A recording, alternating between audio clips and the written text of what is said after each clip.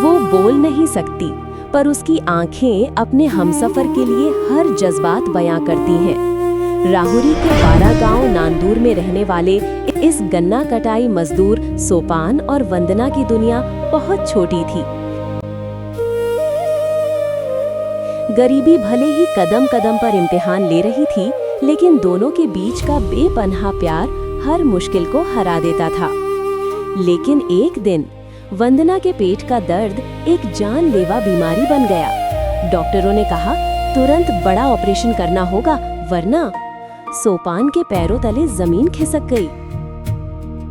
दिन भर दूसरों के खेतों में पसीना बहाने वाले इस गरीब मजदूर के पास अस्पताल की फीस के लिए 1 रुपया भी नहीं था। वो अपनी जीवन संगिनी को खोने के डर से बुरी तरह टूट गया।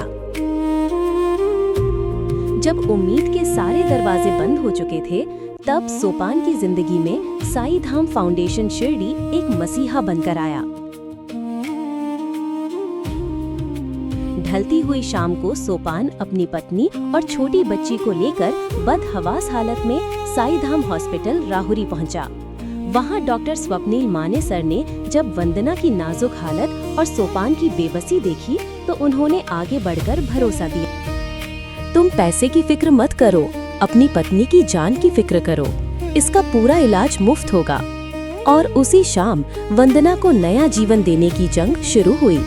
सरकार की PMJAY यानी आयुष्मान भारत योजना के तहत वंदना का जटिल ऑपरेशन पूरी तरह मुफ्त हुआ।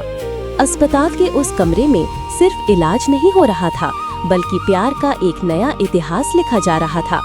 सोपान ने अपनी पत्नी की ऐसी सेवा की जैसे कोई अपनी सबसे कीमती अमानत को संभालता है।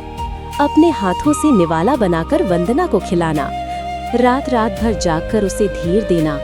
साई धाम फाउंडेशन ने सिर्फ एक मरीज को ठीक नहीं किया, एक पूरा हंसता खेलता परिवार उजड़ने से बचा लिया। आज वंदना बिल्कुल स्वस्थ है, मुस्कुरा रही है। कुछ ही दिनों में वट सावित्री का पावन त्योहार है। इस बार वंदना ये पूजा सिर्फ एक रस्म के लिए नहीं, बल्कि उस पति की लंबी उम्र के लिए पूरे दिल से मनाएगी, जिसने अपनी वफा से मौत को भी हरा दिया। सोपान भले ही एक साधारण मजदूर है, लेकिन उसका एहसान मानने का तरीका ईश्वर को भी छू जाए। लोग कहते हैं इस वट वृक्ष पर पत्नियां पति के लिए धागा बांधती हैं, लेकिन सोपान हर रोज काम पर जाते समय इस पेड़ के सामने सिर झुकाता है और साई धाम फाउंडेशन व डॉक्टरों का शुक्रिया अदा करता है, जिन्होंने उसकी सोनी दुनिया को फिर से खुशियों से भर दिया। जहां इंसानियत दम तोड़ रही हो, वहां साई धाम आस बनता है। गरीबों के आंसुओं को पोंछकर जो उनके चेहरों पर मुस्कान लिख दे, वही तो भगवान बनता है। साई धाम फाउंडेशन शिरडी, सेवा ही हमारा संकल्प।